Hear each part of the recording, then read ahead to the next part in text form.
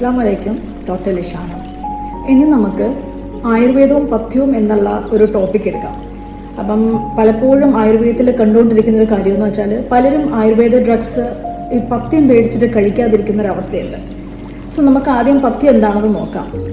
Normally ഒരു മനുഷ്യൻ consume ചെയ്യേണ്ട ഫുഡ് എന്ന് വെച്ചാൽ നമുക്ക് ആരോഗ്യം തരുന്നതും അതേപോലെ തന്നെ രോഗത്തെ ഉണ്ടാക്കാതിരിക്കുന്ന തരത്തിലുള്ള ആഹാരമായിരിക്കണം, അല്ലെങ്കിൽ ഫുഡിൻ്റെയൊക്കെ ആയിരിക്കണം നമ്മൾ കഴിക്കേണ്ടത്.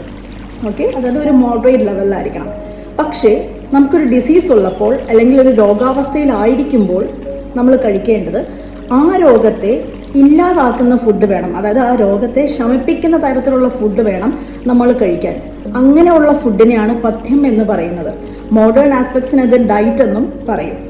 അപ്പം ഇങ്ങനെയുള്ള പഥ്യത്തോടു കൂടിയുള്ള ഫുഡ് നമ്മൾ കഴിച്ചെങ്കിൽ മാത്രമേ ആയുർവേദ ഡ്രഗ്സിന് ആ കറക്റ്റ് ആക്ഷൻ നമ്മുടെ ബോഡിയിൽ എടുക്കാൻ പറ്റത്തുള്ളൂ.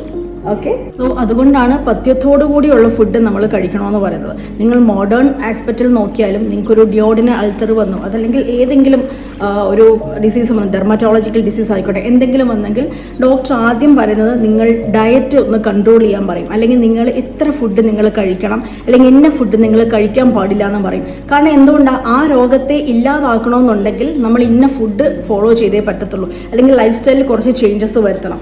ഓക്കെ, അതാണ് പഥ്യം എന്ന് പറയുന്നത്, അല്ലെങ്കിൽ ഡയറ്റ് എന്ന് പറയുന്നത്. ആയുർവേദ ഡ്രഗ്സിന് എസ്പെഷ്യലി ആക്ഷൻ പ്രോപ്പർ ആവണമെങ്കിൽ നമ്മൾ ഈ ഡയറ്റ് അല്ലെങ്കിൽ പഥ്യം ഫോളോ ചെയ്തേ പറ്റത്തുള്ളൂ.